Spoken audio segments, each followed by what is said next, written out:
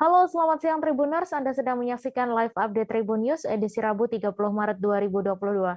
Siang ini akan kami sajikan informasi teraktual dan menarik yang dilaporkan secara langsung oleh reporter lapangan kami. Bersama saya, Misa Dasirait, inilah live update selengkapnya. Pemerintah Kota Tangerang melalui Satgas Pangan akan mengawasi para pedagang minyak curah yang nekat menjual dagangannya di atas harga eceran tertinggi. Sebagai informasi, pemerintah pusat menetapkan HET minyak curah adalah Rp14.000. Disperindak Kop UKM Kota Tangerang pun mewajibkan para pedagang minyak goreng curah seharga Rp14.000 per liter atau Rp15.500 per kilogram. Untuk info selengkapnya akan disampaikan langsung oleh rekan jurnalis Tribun Jakarta, Ega Alfreda yang kini sudah terhubung bersama kami. Silahkan Ega.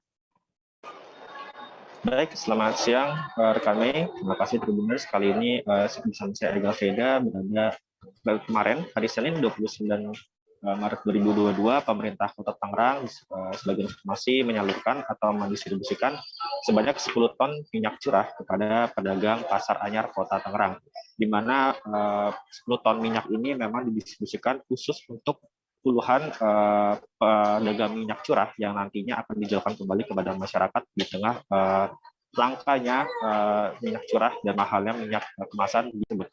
Sebagai informasi, pemerintah Kota Tangerang awalnya untuk sebagai inisiasi awal akan menyerahkan 10 ton ini hanya di Pasar Anyar Kota Tangerang, yang nantinya bila berhasil dan sukses akan didistribusikan kembali ke 10 pasar-pasar tradisional juga pasar-pasar modern lainnya yang berada di dalam naungan PD Pasar Kota Tangerang. Untuk awal ini pendistribusiannya berjalan lancar karena memang hanya ada 29 pedagang minyak curah di Pasar Anyar Kota Tangerang yang mendapatkan distribusi minyak curah yang nantinya akan dijual kembali dengan harga eceran tertinggi yang sudah ditentukan oleh pemerintah pusat. Nantinya awalnya sebenarnya ada sebanyak 48 pedagang minyak curah yang akan mendapatkan distribusi minyak curah tersebut, namun sebagian besar diantaranya ternyata tidak bisa mendapatkan distribusi tersebut lantaran tidak dilengkapi dengan NPWP dan juga KTP Kota Tangerang. Jadinya total kemarin hari Senin 29 Maret 2022 hanya ada sekira 29 pedagang minyak curah yang bisa membeli minyak curah dengan harga murah, yaitu di bawah 14.000 yang kemudian bisa dijual kembali kepada masyarakat dengan harga eceran tertinggi menjelang Ramadan 1443 Hijriah. Begitu rekan Mei dilaporkan dari lapangan. Ya baik, terima kasih Elga Alfreda atas laporan Anda. Selamat bertugas kembali. Kita beralih ke informasi selanjutnya, Tribuners. Kapolda Sumatera Utara, Irjen Pol Pancaputra Simanjuntak melakukan inspeksi mendadak atau sidak ke Pasar Simpang Limun, Medan Kota. Sidak yang dilakukan bersama Wakil Wali Kota Medan, Aulia Rahman ini untuk memastikan ketersediaan bahan pokok penting tersedia menjelang bulan Ramadan. Saat sidak, Kapolda melihat ketersediaan barang mencukupi. Namun beberapa barang yang ada di sejumlah toko harganya di atas harga eceran tertinggi yang ditetapkan pemerintah. Untuk info selengkapnya akan disampaikan langsung oleh rekan jurnalis Tribun Medan, Freddy, yang kini sudah terhubung bersama kami. Silakan Freddy. Ya baik, Mei dan juga pemirsa. Jadi kemarin itu Kapolda Sumut bersama Wakil Wali Kota Medan itu melakukan sidak ke pasar tradisional, Pasar Simpang Limun. Nah di situ Kapolda menemukan harga bahan pokok makanan, terutama minyak goreng itu yang di atas head gitu. Nah dari hasil sidak itu polisi tidak menemukan kelangkaan. Semua bahan-bahan pokok penting itu tersedia. Akan tetapi harganya itu di atas head. Jadi berkisar antara Rp2.000 hingga Rp5.000. Jadi Kapolda meminta kepada wali kota agar segera melakukan pertemuan dengan asosiasi pengusaha yang ada di Medan dan Sumatera Utara. Jadi agar nantinya bisa diatur lagi soal harga, karena jika harga tinggi ini justru akan membebani masyarakat kecil begitu dengan harga yang tinggi, apalagi saat ini bentar lagi menjelang bulan Ramadan dan Idul Fitri begitu. Dan Kapolda juga mendesak agar pengusaha-pengusaha juga mengikuti aturan yang sudah ditetapkan kepada pemerintah. Begitu, Mei. Ya, baik, terima kasih Freddy atas laporan Anda, dan Tribuners, wartawan kami juga telah menghimpun wawancara dengan Kapolda Sumatera Utara. Berikut tayangannya untuk Anda. Hari ini saya dengan didampingi Pak Wakil Wali Kota tak bisa kita turun ke SPBU sekaligus. Seluruh jajaran saya perintahkan untuk turun, memastikan bahan bakar minyak jenis solar yang menjadi kebutuhan masyarakat itu tidak ada kendala di lapangan. Tadi saya dengar mencoba mendalami apakah di semua tempat. Ternyata tadi penyampaian Pak Supir, kalau di sini kita lihat sendiri, kalau di sini di Kota Medan secara umum tercukupi. Tetapi di perjalanan ke arah keluar kota ini khususnya tadi beliau sampaikan Pak Supir, karena trayeknya ke sana itu ada beberapa SPBU yang kelangkaan bahan bakar minyak solarnya. Ini akan saya bahas besok dengan teman-teman Pertamina, tapi secara umum Pertamina menyampaikan tidak ada pengurangan, hanya kemarin sedikit ada kendala, ini sudah diatasi oleh teman-teman Pertamina. Harga sejumlah kebutuhan pokok naik menjelang Ramadan, baik sembako juga lauk pauk termasuk ayam ras.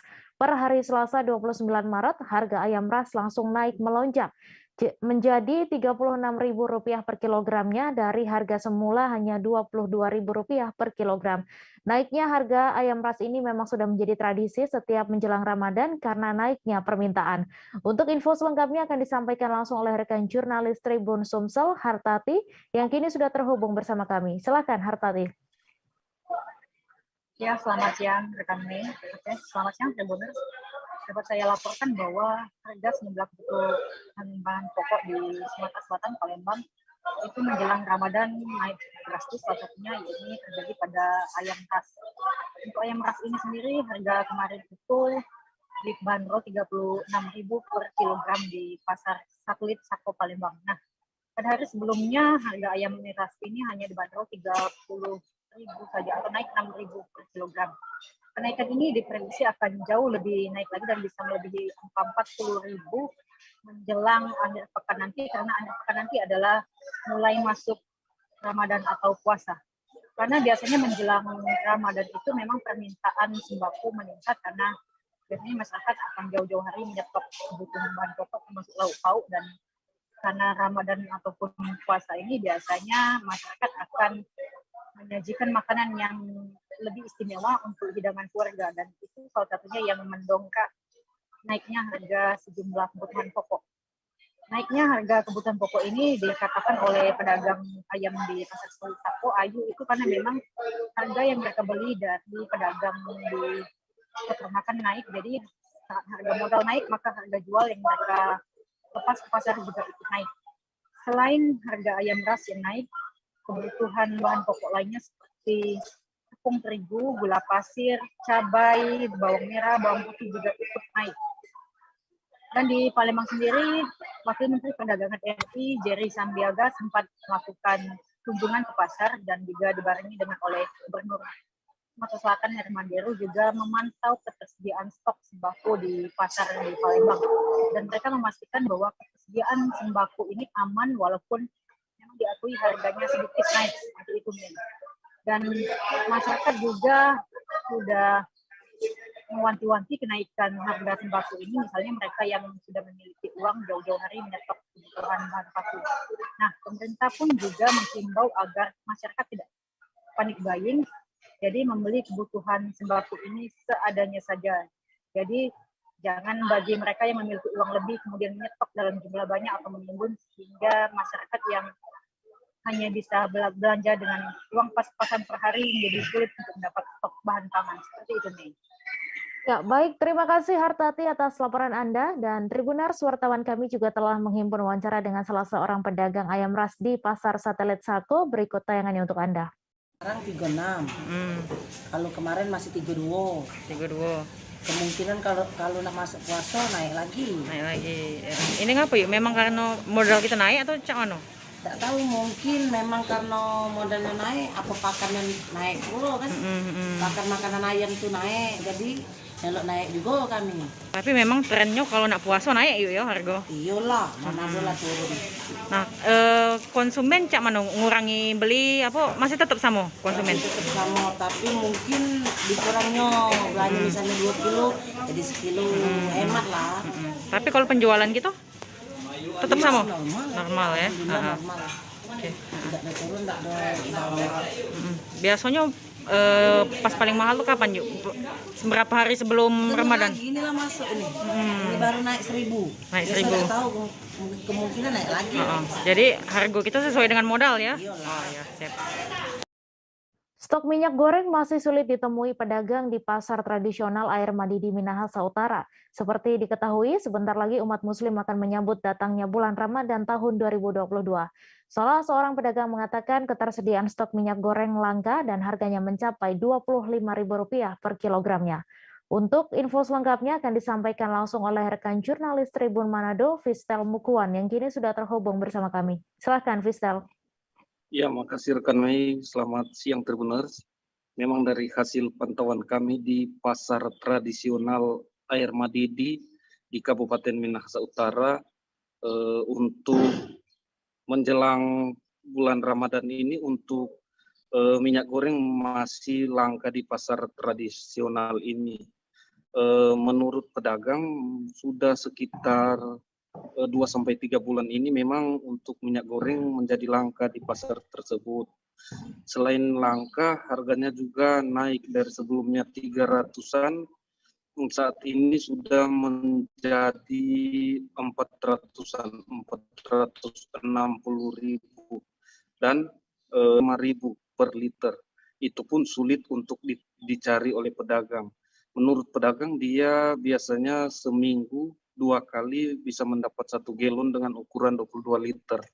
Tapi saat ini sudah 1 minggu hanya sekali bisa membeli minyak goreng curah di galon ini. Dan itu pun hanya dijualnya sehari, sudah habis terjual. Jadi saat ini dia kurang lebih seminggu memang tidak ada minyak goreng lagi. Sebagaimana juga yang kami pantau memang di tempat penjualannya tidak ada minyak goreng. Selain itu untuk harga bahan pokok yang ia jual menjelang bulan Ramadan ini memang sebagian besar harganya naik. Ada dari gula pasir, tepung, semuanya ada naik, kurang lebih 2.000 sampai 6.000 yang naik. Begitu juga gula aren juga naik. Namun untuk beras di pasar tersebut sebagaimana yang kami pantau masih normal, dan menurut penjual beras, harga beras ini dijamin aman hingga bulan Ramadan. Seperti juga ketahui memang di Minahasa Utara, Kapolres Minahasa Utara sudah 2 kali turun ke lapangan, baik di pasar-pasar dan di lokasi-lokasi pembuatan minyak goreng.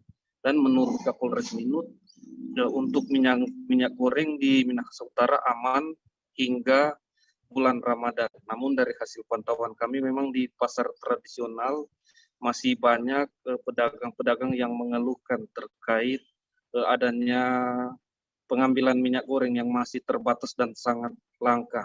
Namun untuk Kepala Dinas Perdagangan Minahasa Utara ketika kami konfirmasi melalui pesan WhatsApp memang belum bisa memberikan keterangan terkait harga-harga pasar menjelang bulan Ramadan ini yang memang dirayakan oleh umat muslim. Demikian rekan Mei. Ya, baik, terima kasih Fistel atas laporan Anda, dan Tribuners, wartawan kami juga telah menghimpun wawancara dengan salah seorang pedagang. Berikut tayangannya untuk Anda. Untuk harga minyak goreng berapa itu?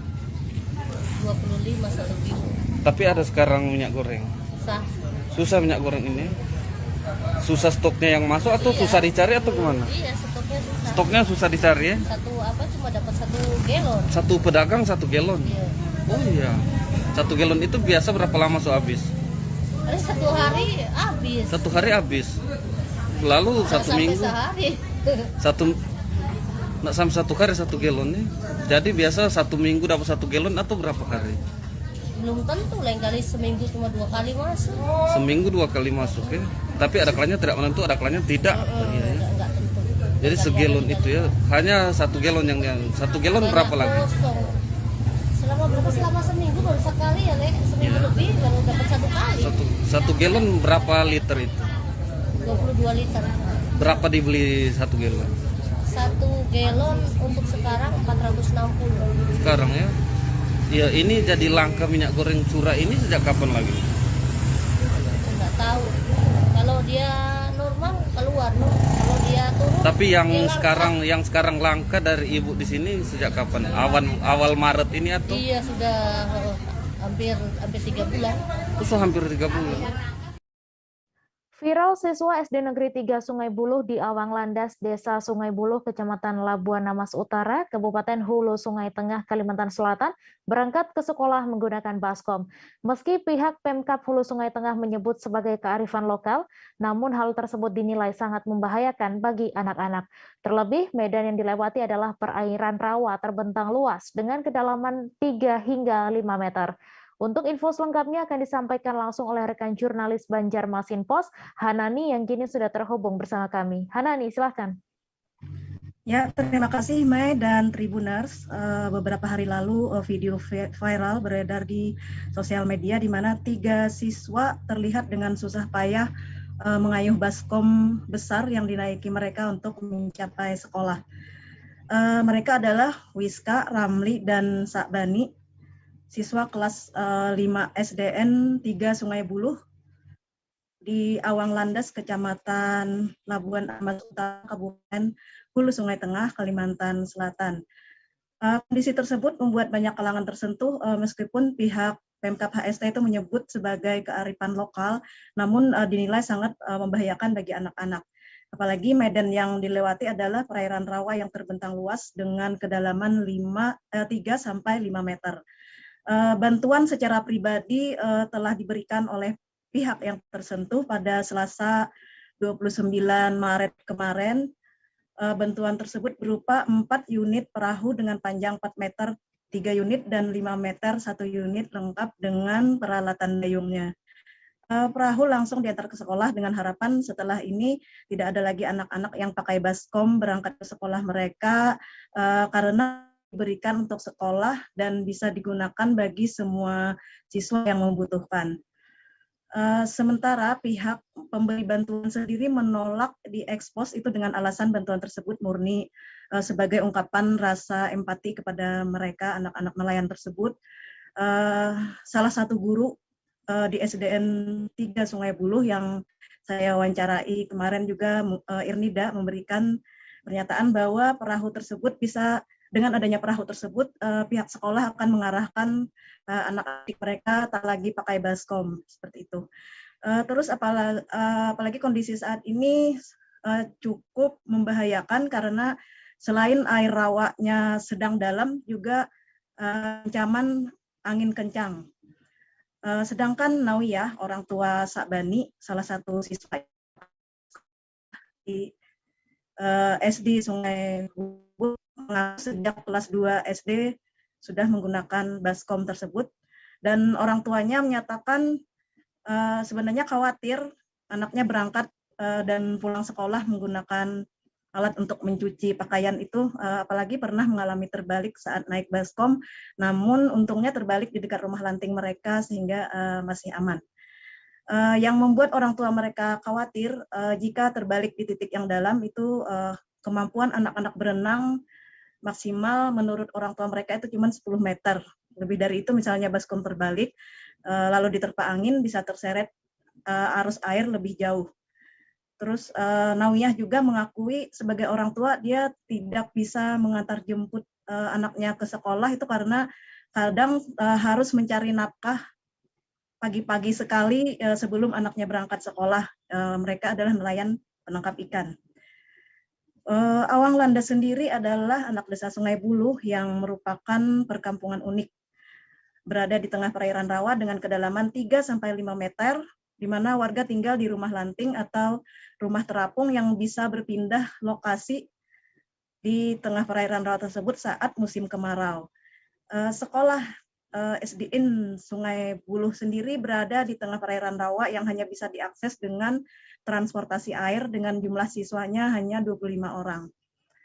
Sejak Desember 2021 sampai sekarang Maret 2022, sekolah masih terendam dan pantauan saya kemarin saat berkunjung ke sekolah tersebut, air masih menggenangi bagian teras 4 ruang kelas, di mana akibat terendam lama tersebut menjadikan teras sekolah menjadi berlumut dan licin, sehingga membahayakan siswa maupun guru.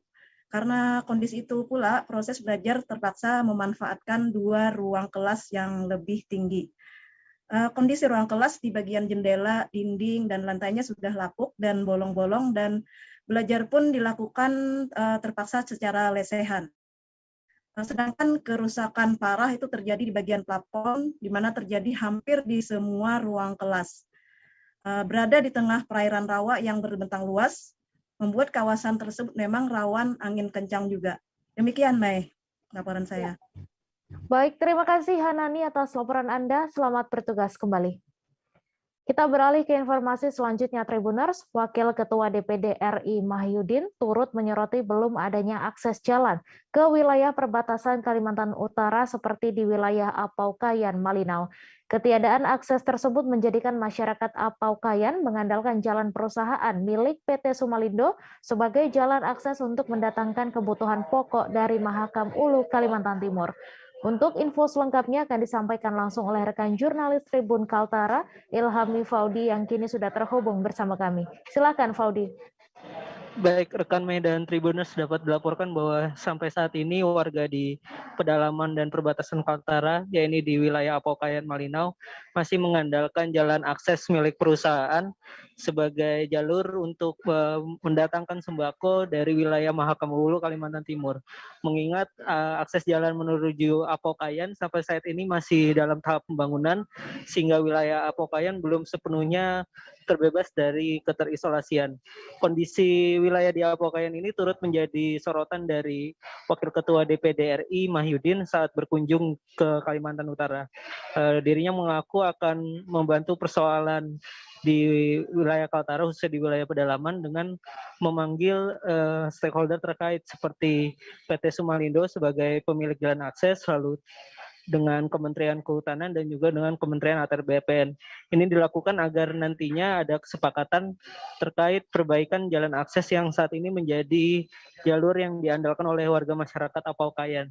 Bila nantinya pihak perusahaan tersebut dinyatakan masih legal dan masih memiliki izin dan HGU, maka diharapkan pihak perusahaan juga membantu memperbaiki jalan akses yang menjadi andalan warga Apaukayan untuk mendatangkan sembako.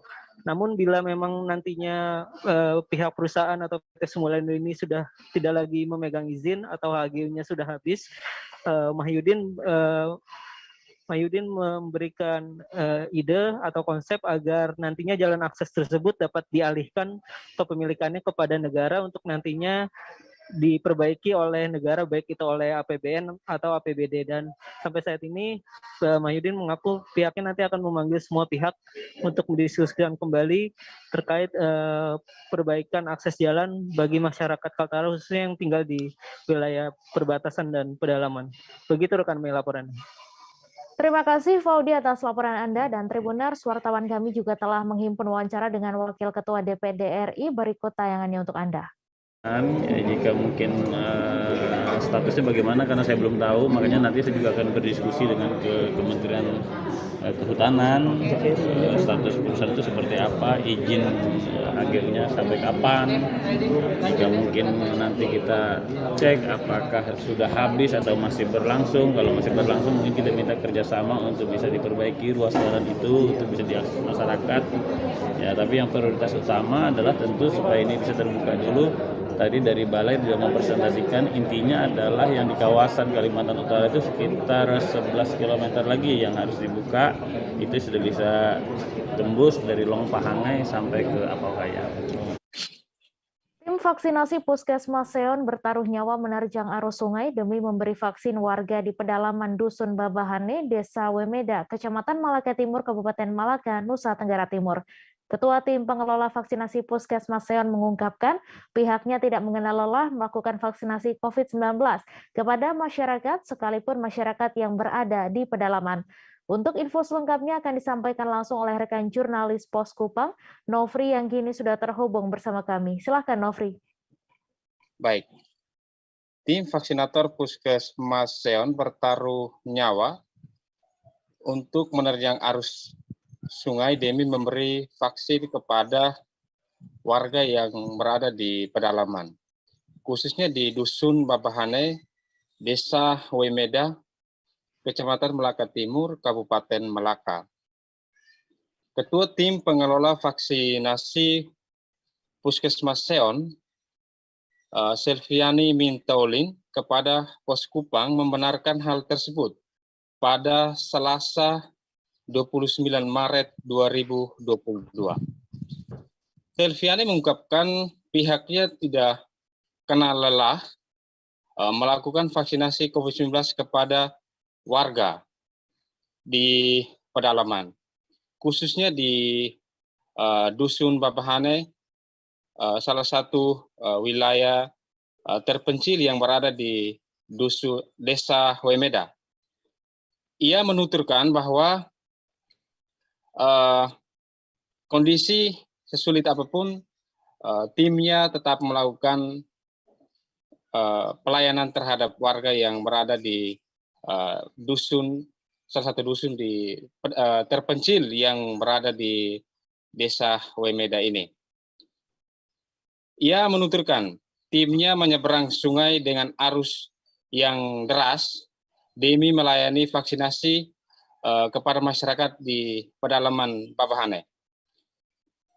Selviana dan tim harus menyeberangi sungai dengan arus yang deras.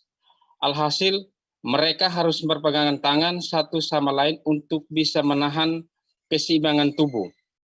Tetapi karena tidak sanggup lagi untuk melakukan penyeberangan lantaran arus sungai makin deras, pihaknya meminta pertolongan kepada sejumlah anggota kepolisian dari Mapolsek Malaka Timur untuk menolong. Setelah berhasil melewati maut, tim medis Puskesmas Seon ini bersama anggota kepolisian dari Mapolsek Malaka Timur harus berjalan kaki menuju ke Dusun Babahane. Setibanya di Dusun Babahane, tim medis Puskesmas Seon memberi pelayanan vaksinasi kepada warga.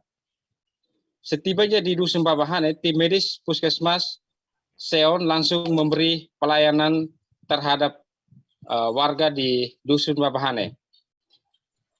Saat kembali pulang, tim medis pun harus menerjang lagi arus sungai tersebut.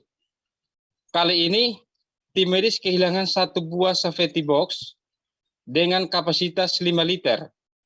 Safety box itu terseret arus sungai dan sebagian laptop dari tim medis Puskesmas Seon terendam banjir. Demikian. Ya, baik, terima kasih Nofri atas laporan Anda. Selamat bertugas kembali. Kami akan kembali selesai jeda sejenak Tribuners, tetap di live update. Oke, apa kabar Bang Arifki di sini untuk strateginya? Kalau saya sendiri di Gimik 37 ini yang semalam baru mulai, saya udah sebenarnya aku nggak ngerasa itu penangkapan atau penggerebegan atau apapun itu. Karena gitu, posisinya aku kriteria. Jadi kita mengenal disebut dengan stroke yang tidak berdarah dengan stroke yang berdarah. Stroke yang tidak berdarah itu biasanya ditandai dengan adanya penyumbatan. Kalau itu penyumbatan di sini mungkin pikirnya tidak ke situ kali ya. Tapi kalau di Korea atau di Kamboja itu ada beberapa paper yang saya itu Mas, ya, dulunya tukang koran. Oh gitu ya. Tukang koran. Ya, saya baca ya, Pak. Tuh kan pernah baca kan? Ya. Jadi kalau saya jadi pangdam itu udah bersyukur banget. Si anak ini dijadikan sebagai tersangka begitu. Ya, kalau ini kita bicara yang di luar kasus Kebon Ombo ya. Dengan nama hujan shower, di mana terdapat batas jelas antara daerah hujan dan tidak hujan yang biasanya terjadi pada fase awal mature stage atau tahap berbahaya itu Kang. Jadi mulai artinya terjadinya perlembekan. Nah itu untuk penetrasi akan sulit. Gitu ya. Dok, saya ini menurut saya memang tidak mudah, bukan urusan tanah diambil. Kalau misalnya Amerika Serikat sekarang, Rasulullah mengatakan dalam sebuah hadis bahwa berpuasa di 6 hari Syawal itu. Oke, apa kabar Bang Arifki di sini untuk strateginya? Kalau saya sendiri di Gimik 37 ini yang semalam baru mulai, saya udah sebenarnya aku nggak ngerasa itu penangkapan atau penggerebegan atau apapun itu. Karena gitu, posisinya kriteria. Jadi kita mengenal disebut dengan stroke yang tidak berdarah dengan stroke yang berdarah. Stroke yang tidak berdarah itu biasanya ditandai dengan adanya penyumbatan. Kalau itu terjadi di sini mungkin pikirnya tidak ke situ kali ya. Tapi kalau di Korea atau di Kamboja itu ada beberapa paper yang Saya itu Mas, dulunya tukang koran. Terima kasih Anda masih menyaksikan live update. Puluhan warga Kecamatan Wonomulyo yang tergabung dalam Aliansi Masyarakat Wonomulyo menggeruduk kantor Bupati Polewali Mandar pada Selasa 29 Maret. Puluhan massa aksi tersebut berunjuk rasa di depan kantor Bupati Polewali Mandar menggunakan mobil pick-up sebagai panggung orasi. Mereka menuntut pemerintah Kabupaten Polman segera menyelesaikan masalah sampah di Wonomulyo. Untuk info selengkapnya akan disampaikan langsung oleh rekan jurnalis Tribun Sulbar, Kamarudin yang kini sudah terhubung bersama kami. Silakan Kamarudin. Ya, terima kasih Mei dan Tribuners dimanapun Anda berada. Dapat saya laporkan bahwa benar masyarakat puluhan warga yang tergabung dalam Aliansi Masyarakat Wonomulyo mendatangi kantor Bupati Polewali Mandar untuk menuntut pemerintah kabupaten menyelesaikan polemik sampah yang ada di Polewali Mandar. Untuk diketahui polemik sampah ini sudah berbulan-bulan lamanya, namun pemerintah belum bisa menyelesaikan polemik tersebut. Akhirnya saling dorong antara warga dan aparat kepolisian, dan juga ada sekumpulan warga yang menolak kedatangan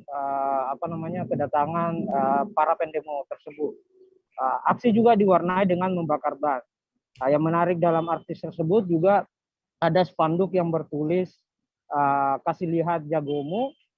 Untuk sekedar diketahui bahwa Polman Jago itu adalah slogan dari pemerintah kepemimpinan Andi Ibrahim Masdar dan Natsir Rahmat.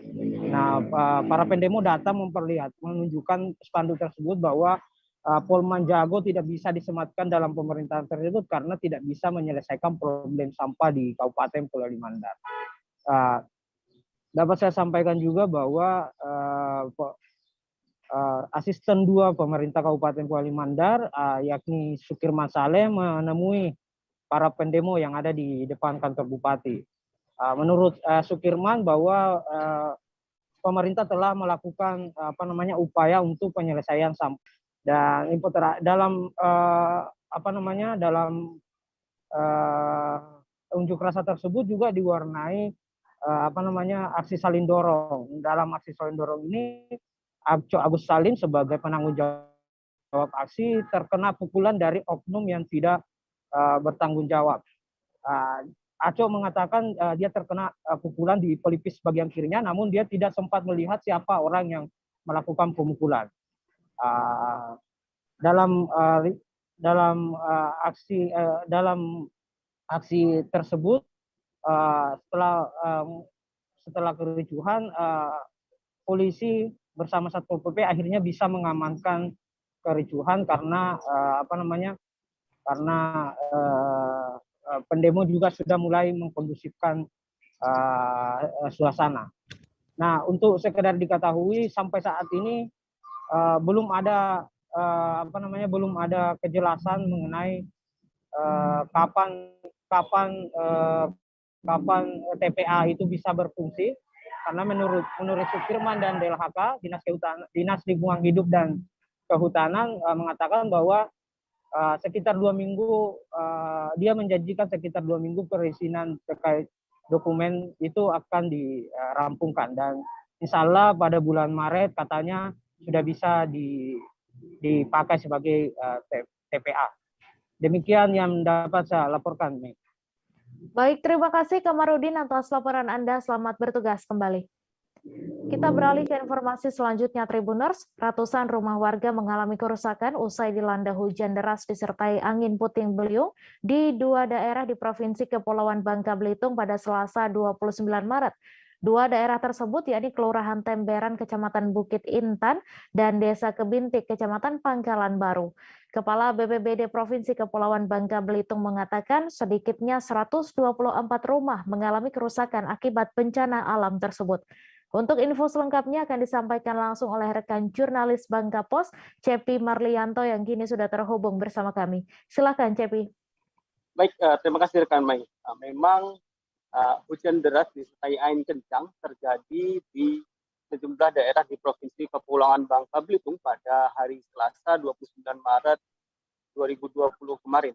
Akibatnya hujan deras yang disertai angin kencang beserta puting beliung tersebut memporak-porandakan sekitar 124 rumah yang ada di dua daerah ataupun satu desa dan satu kelurahan yang ada di Provinsi Kepulauan Bangka Belitung, di mana kejadian pertama angin puting beliung terjadi di Kelurahan Temberan, Kecamatan Bukit Intan di Kota Pangkal Pinang. Kemudian angin puting yang kedua terjadi di Desa Kebintik, Kecamatan Pangkalan Baru, Kabupaten Bangka Tengah, di mana berdasarkan keterangan dari Kepala Badan Penanggulangan Bencana Daerah Provinsi Kepulauan Bangka Belitung, Nukron Antariksa, mengatakan setidaknya ada sekitar 124 rumah yang mengalami rusak ringan hingga berat, di mana 2 diantaranya merupakan rumah ibadah, sedangkan 1 merupakan pangkalan gas LPG, mengalami rusak berat. Bahkan dari total tersebut ada 4 rumah yang saat ini telah rata dengan tanah. Di mana rinciannya dari 124 rumah tersebut, 4 rumah diantaranya terdapat di Kelurahan Temberan, Kecamatan Bukit Intan, sedangkan sebanyak 120 rumah terdapat di Desa Kebintik, Kecamatan Pangkalan Baru, Kabupaten Bangka Tengah. Di mana berdasarkan data dari Badan Penanggulangan Bencana Daerah, banyaknya rumah yang terdampak angin puting beliung tersebut dikarenakan sebagian besar masyarakat Bangka Belitung ini sendiri seperti diketahui memang tinggal di daerah pesisir, terutama di Desa Kebintik, Kecamatan Pangkalan Baru yang terdampak cukup banyak masyarakat, sekitar ada 350 jiwa yang terdampak akibat angin puting beliung tersebut. Di mana BPBD sendiri mengingatkan berdasarkan berdasarkan data yang diperoleh dari BMKG setempat bahwa cuaca ekstrim seperti hujan deras dan berpotensi menjadi angin puting beliung seperti masih akan terjadi hingga 1 pekan ke depan. Maka dari itu BPBD sendiri mengingatkan kepada sejumlah masyarakat untuk melakukan antisipasi dini, bahkan siap siaga bencana maupun mitigasi bencana, di mana memang dalam sepekan ke depan diprediksi cuaca di Provinsi Kepulauan Bangka Belitung sendiri masih cukup ekstrim. Sementara itu berdasarkan keterangan dari warga setempat sendiri yang sempat kami wawancarai kemarin, memang kejadian angin puting beliung tersebut terjadi seketika dalam waktu sekitar kurang lebih 3 menit. Angin puting beliung rumah-rumah yang ada di Provinsi Kepulauan Bangka Belitung ini, di mana menurut keterangan dari warga sekitar memang pada saat itu cuaca masih cukup terik, akan tetapi beberapa saat kemudian cuaca berubah menjadi mendung hingga angin kencang mulai melanda di daerah tersebut, di mana akibatnya memang dari angin puting beliung tersebut sekitar 350 orang terdampak akibat angin puting beliung tersebut. Namun sampai malam tadi total rumah tersebut masih merupakan data sementara. Sampai saat ini juga BPBD dari Provinsi Kepulauan Bangka Belitung masih terus mengupdate perihal data pasti jumlah rumah yang memang terdampak dari angin puting beliung tersebut.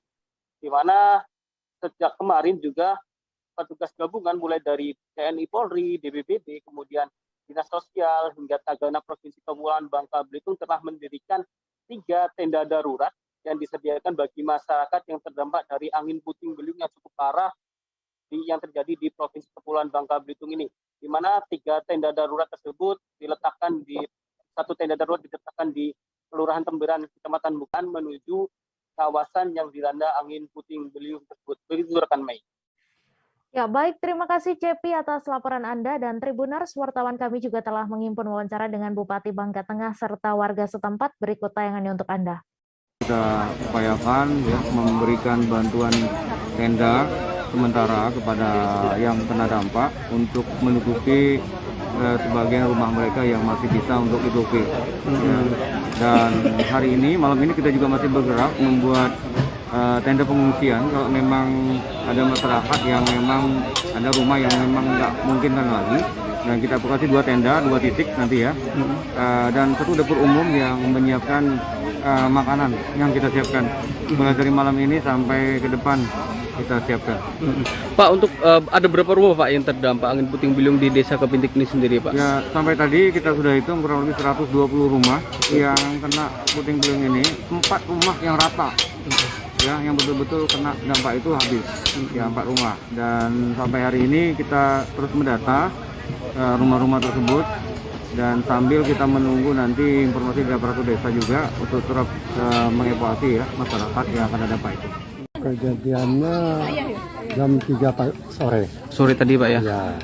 Itu memang angin kencang atau gimana Pak? Awalnya mulai mendung. Mendung ya? Mendung, terus angin kecil datang, nggak lama, terus angin puting beliung mulai besar kan? Terus tak berapa, kita 3 menit lah kejadiannya. Waktu itu Bapak ada di mana Pak? Di depan. Depan. Oh, lagi makan. Oh, lagi makan. Untuk di dalam rumah ada siapa Pak waktu itu Pak? Ada anak yang sakit ya.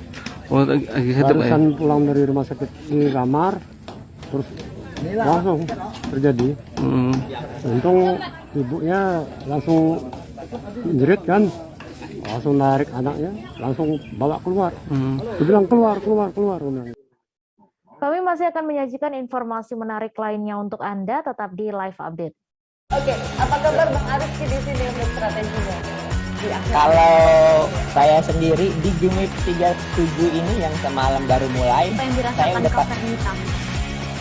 Sebenarnya aku nggak ngerasa itu penangkapan atau penggerebegan atau apapun itu. Karena gini loh, posisinya aku Kriteria. Jadi kita mengenal disebut dengan stroke yang tidak berdarah dengan stroke yang berdarah.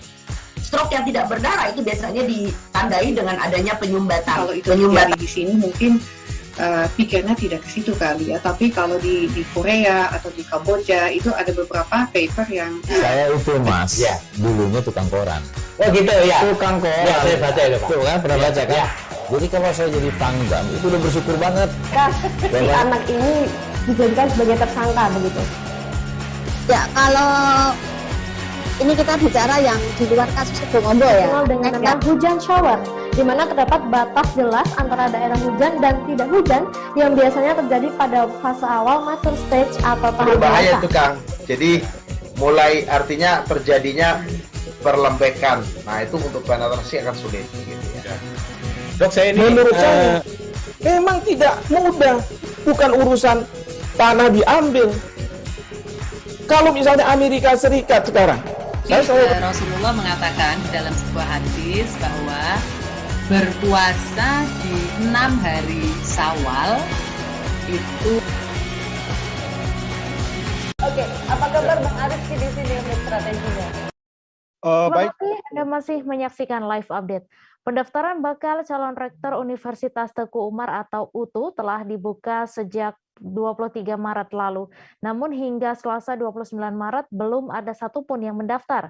Menurut Ketua Panitia Pendaftaran, panitia masih memberikan waktu 1 minggu ke depan agar putra-putri terbaik bangsa bisa menyiapkan persyaratan dan mendaftar bakal calon rektor UTU.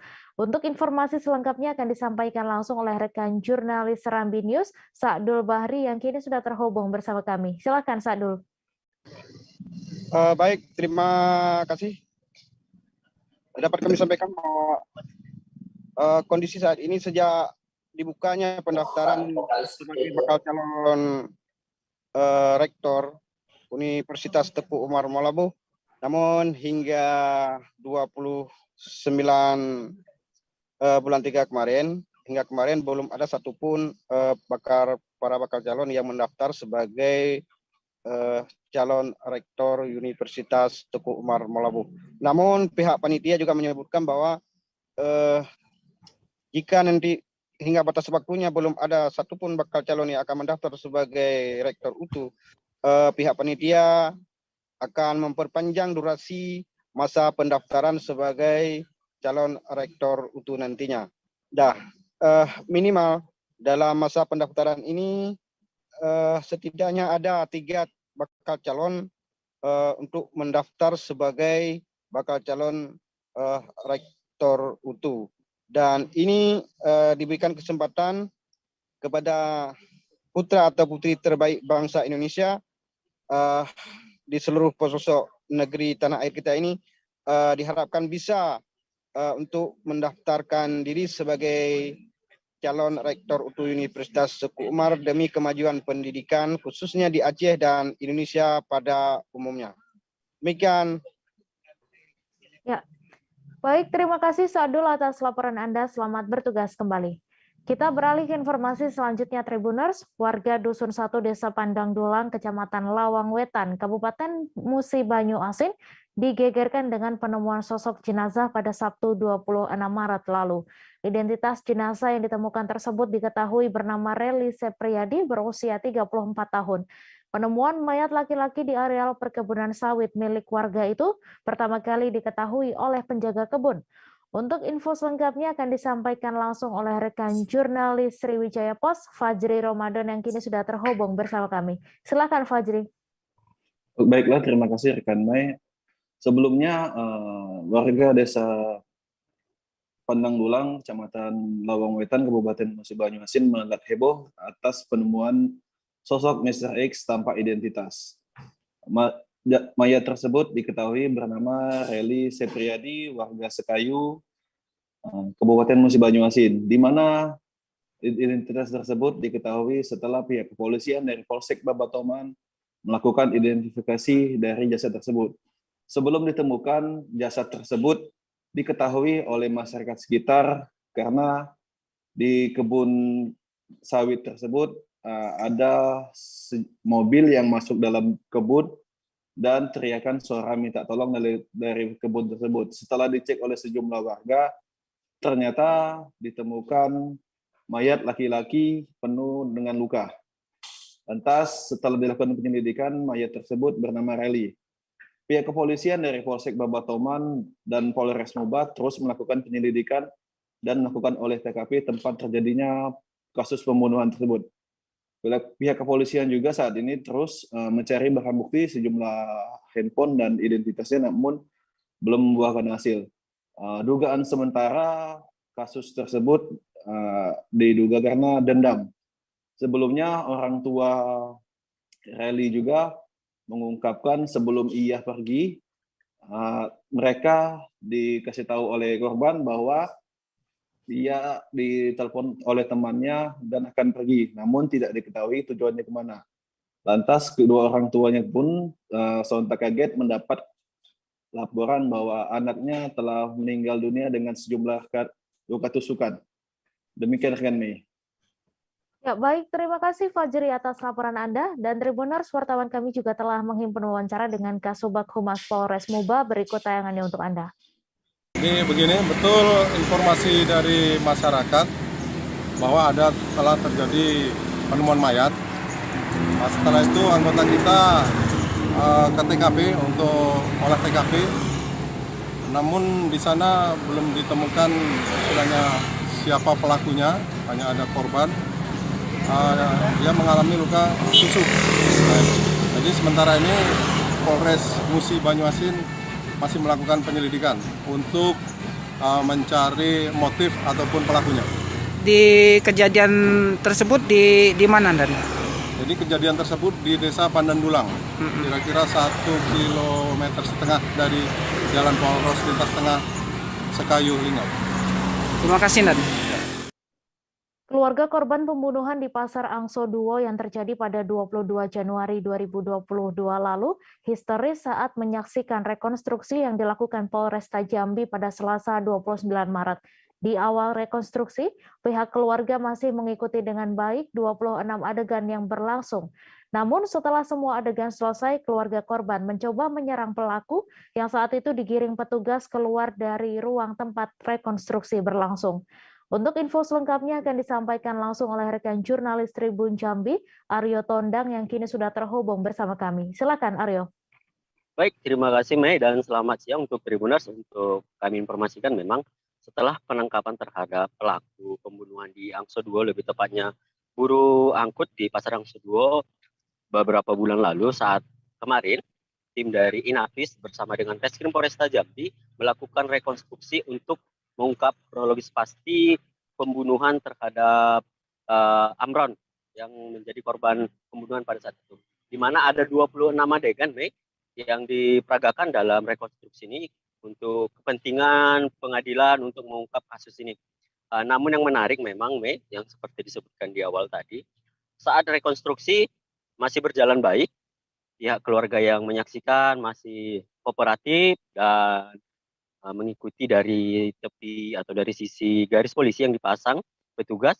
Namun saat petugas membawa pelaku, tiba-tiba beberapa keluarga korban lepas kendali kemudian menyerang pelaku saat akan diamankan ke ruangan. Saat itu polisi kemudian melerai.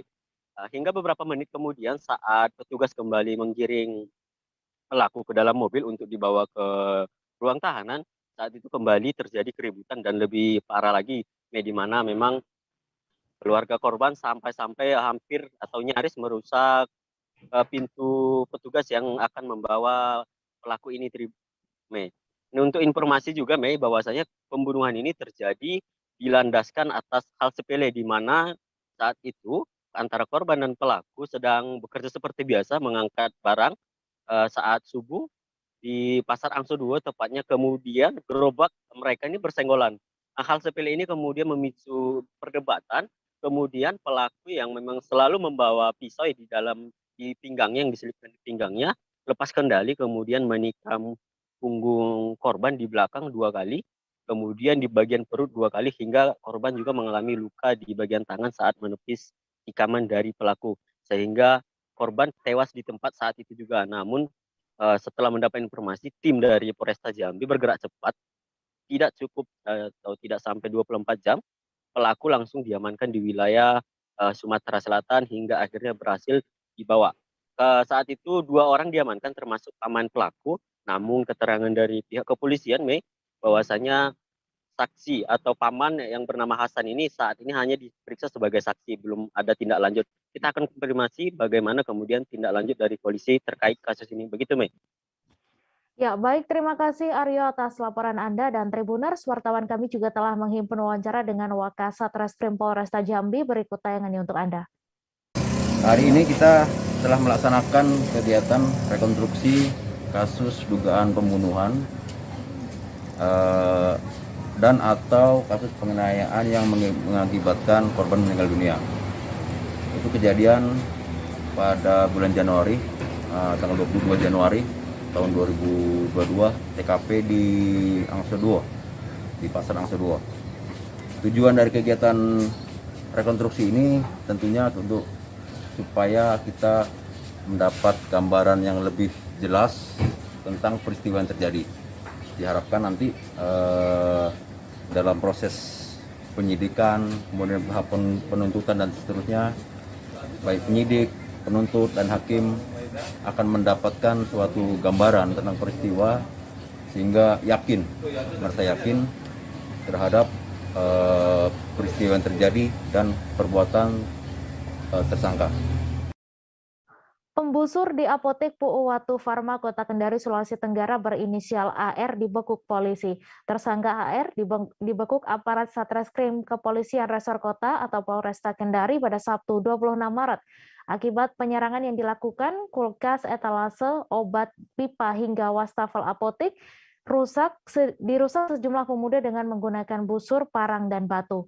Untuk info selengkapnya akan disampaikan langsung oleh rekan jurnalis Tribun Sultra, Fadli Aksar, yang kini sudah terhubung bersama kami. Silakan, Fadli. Ya, baik Tribuners. Seorang pelaku pembusuran di apotek Puuwatu Farma Kota Kendari, Provinsi Sulawesi Tenggara ditangkap aparat kepolisian Satuan Reserse dan Kriminal Kepolisian Resor Kota Kendari. Penangkapan adalah ketika aksi penyerangan itu dilakukan pada 19 Maret 2022, sepekan setelah pelaku ditangkap. Pelaku berinisial AR, 26 tahun, merupakan salah satu dari ketiga pelaku penyerangan dan penggusuran di apotek Farma Puuwatu, termasuk Kota Kendari.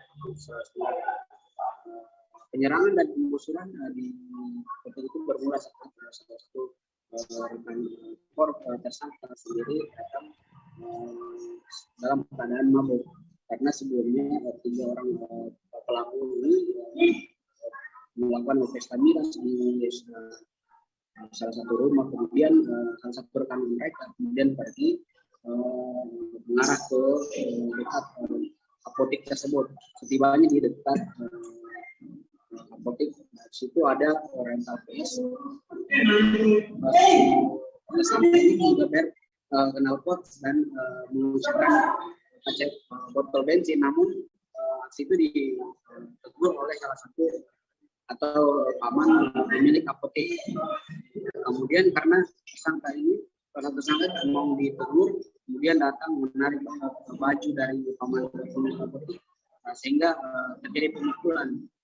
Paman pemilik apotek ini memukul salah satu tersangka, sehingga tersangka kemudian lari dan memanggil rekan-rekannya. Tersangka sendiri datang bersama ayahnya, kemudian disusul dua tersangka yang lain, termasuk salah satunya adalah AR ini, dan melakukan penyerangan dari penggusuran. Akibat dari penyerangan itu etalase obat, kemudian lemari pendingin, wastafel, pipa air itu mengalami kerusakan. Setelah peristiwa itu kemudian pemilik apotek melaporkan kasus itu ke Polsek Manoa. Seminggu setelah kejadian, polisi kemudian melakukan penangkapan. Namun baru satu pelaku yang tertangkap, sementara dua lainnya masih buron.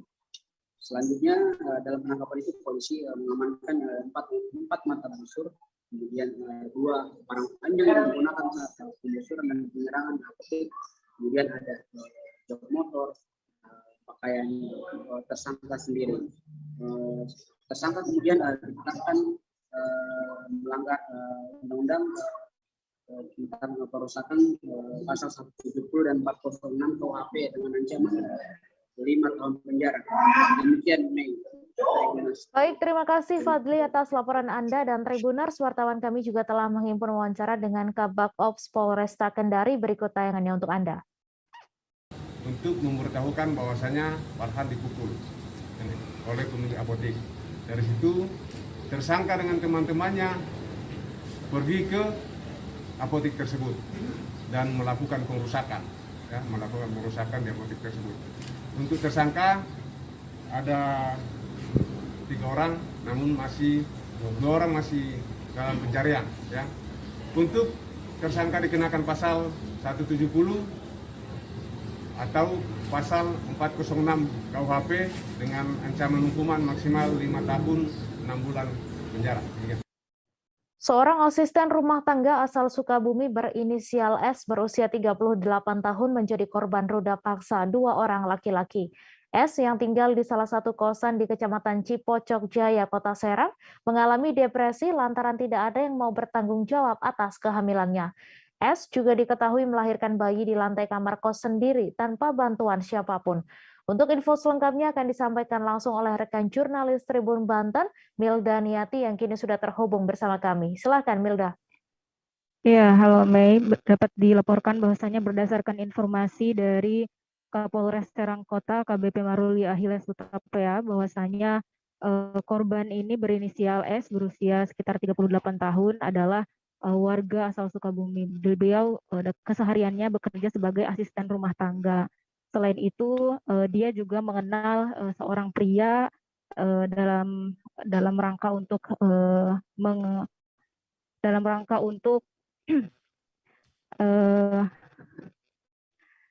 kayak semacam menghilangkan stres dan juga tekanan dari pekerjaannya saja. Selain itu juga sehingga di suatu ketika dia diajak bersama dengan temannya itu untuk meminum minuman keras.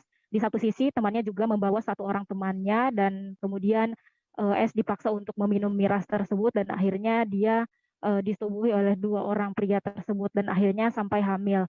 Kemudian di kehamilannya yang berusia 8 bulan, S melahirkan di kamar kosnya yang ada di Cipocok Jaya. Selain itu juga atas kelahirannya itu dia tidak menginginkan bayinya itu diketahui oleh tetangga sekitar. Selain itu juga dia juga tidak ingin bayi itu diketahui oleh keluarganya, sehingga dia dengan sengaja membiarkan bayi itu meninggal selama 12 jam. Selain itu berdasarkan dari hasil visum bahwasanya sekitar 6 jam bayi dari S tersebut masih hidup, namun dia tidak mencoba untuk berinisiatif melakukan proses eh, dibawa ke rumah sakit. Sehingga atas perbuatannya tersebut, S dikenakan pasal 341 dengan ancaman hukuman 7 tahun penjara. Begitu rekan Mei.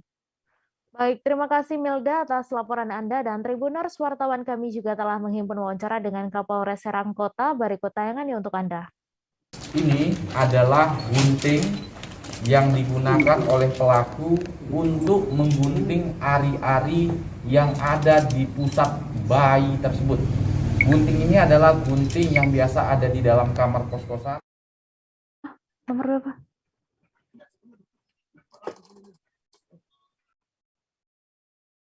Kami akan kembali seusai jeda sejenak Tribuners, tetap di live update. Oke, apa kabar Bang Ariski di sini untuk strateginya? Kalau saya sendiri di Gimik 37 ini yang semalam baru mulai, saya udah sebenarnya aku nggak ngerasa itu penangkapan atau penggerebegan atau apapun itu. Karena gini loh, posisinya aku kriteria. Jadi kita mengenal disebut dengan stroke yang tidak berdarah dengan stroke yang berdarah. Stroke yang tidak berdarah itu biasanya ditandai dengan adanya penyumbatan. Kalau itu terjadi di sini mungkin pikirnya tidak ke situ kali ya. Tapi kalau di Korea atau di Kamboja itu ada beberapa paper yang Saya itu Mas, dulunya tukang koran. Oh gitu ya. Tukang koran. Ya, saya baca itu Pak. Tuh kan, pernah baca kan? Jadi kalau saya jadi pangdam itu udah bersyukur banget. Si anak ini dijadikan sebagai tersangka begitu. Ya, kalau ini kita bicara yang di luar kasus Sebongombo ya. Dikenal dengan nama hujan shower, di mana terdapat batas jelas antara daerah hujan dan tidak hujan yang biasanya terjadi pada fase awal mature stage atau tahap Berbahaya dewasa. itu Kang. Jadi mulai artinya terjadinya perlembekan. Nah itu untuk penetrasi akan sulit. Gitu ya. Dok, saya ini menurut saya memang tidak mudah, bukan urusan tanah diambil. Kalau misalnya Amerika Serikat sekarang, Rasulullah mengatakan di dalam sebuah hadis bahwa berpuasa di 6 hari Syawal itu. Terima kasih Anda masih menyaksikan live update. Kebakaran terjadi di gudang agen premium minyak solar atau APMS Pertalite di Jalan Tengah Desa Bentayan, Manggar, Belitung Timur pada Selasa 9 Maret. Kebakaran itu membakar suatu gudang, satu mobil tangki minyak Pertamina ukuran 8 ton, dan 5 unit motor. Diketahui juga terdapat 6 orang yang tengah menyalin Pertalite dari tangki mobil ke tangki yang ada di dalam gudang. Untuk info selengkapnya akan disampaikan langsung oleh rekan jurnalis Pos Belitung, Brian Bimantoro, yang kini sudah terhubung bersama kami. Silakan Brian. Baik, selamat siang Mei dan rekan di studio, dan Tribuners dan sahabat Pos Belitung di mana-mana berada. Mei dan sahabat rekan studio, bisa saya laporkan bahwa telah terjadi kebakaran di APMS atau Agen Premium Minyak Solar di Jalan Tengah Desa Bentayan, Kecamatan Manggar, Kabupaten Belitung Timur pada hari Selasa 29 Maret 2022. Kejadian tersebut terjadi sekitar pukul 12:42 waktu Indonesia bagian Barat dan pertama kali diketahui oleh warga sekitar, dan warga sekitar ini bernama Tuti menceritakan bahwa terjadi atau dia mendengar suara ledakan sebanyak 3 kali di dalam atau di selama kebakaran tersebut berlangsung. Dan dia juga mengatakan bahwa kebakaran ini sempat membuat 6 orang dilarikan ke rumah sakit karena mengalami luka bakar yang cukup serius, Mei dan rekan di studio. Kemudian dari pantauan wartawan Pos Belitung di lapangan ditemukan bahwa supir dari tangki Pertamina yang berada di lokasi tersebut mengatakan bahwa kejadian tersebut disebabkan karena percikan api dari mesin penyalin minyak tersebut, Mei. Untuk di gudang minyak tersebut sendiri berisi 8 ton Pertalite yang akan diisi dari mobil tangki Pertamina ke gudang minyak tersebut, sehingga ketika ada percikan api di mesin tersebut langsung menyambar ke lokasi tersebut, Mei. Kemudian ada 6 korban yang menjadi korban dalam peristiwa tersebut. Kemudian ada 1 mobil tangki Pertamina, kemudian juga ada 5 unit sepeda motor yang menjadi korban dalam kebakaran tersebut. Kemudian Mei, dari keterangan dokter jaga IGD RSUD Belitung Timur, Dr. Destia Nuraini mengatakan bahwa 6 korban kebakaran tersebut saat ini sudah dirawat secara intensif untuk melihat dan mengobservasi perkembangan selanjutnya dari kondisi ke-6 pasien tersebut. Dan keterangan dari Dr. Destia mengatakan bahwa sampai saat ini korban kebakaran dalam kondisi stabil dan masih dalam observasi dan pemantauan yang intensif dari pihak medis RSUD Belitung Timur. Kemudian Pos Belitung juga sempat mewawancarai Kasarreskrim Polres Belitung Timur AKP Rais Muin. Dia mengatakan bahwa penyebab dari kebakaran ini adalah adanya percikan api dari mesin pompa yang digunakan untuk menyalin Pertalite dari mobil tangki Pertamina ke tangki yang ada di dalam gedung tersebut, Mei. Dan dia menegaskan bahwa dalam kejadian tersebut tidak ada indikasi pidana ataupun kelalaian karena murni dari kejadian kebakaran tersebut. Begitu, Mei. Dari Manggar, Belitung Timur, wartawan Pos Belitung Brandi Mantoro melaporkan.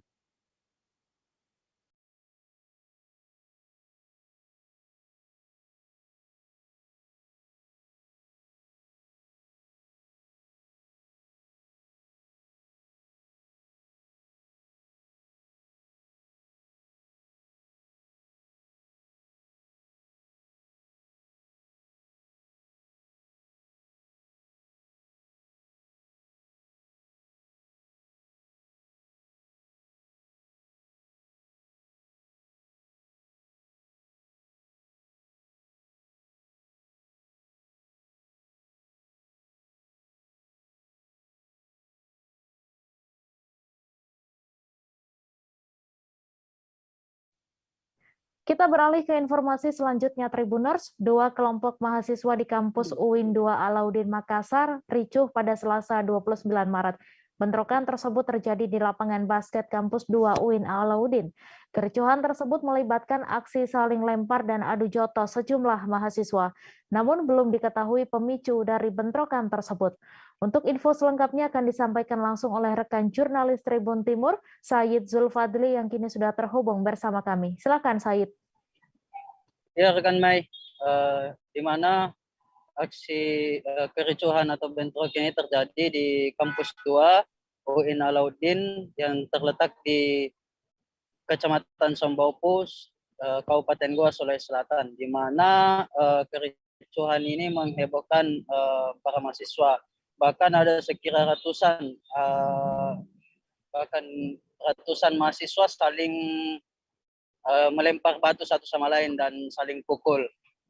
Ada pula juga di lokasi sempat melontarkan anak panah atau yang disebut biasanya di sini adalah busur.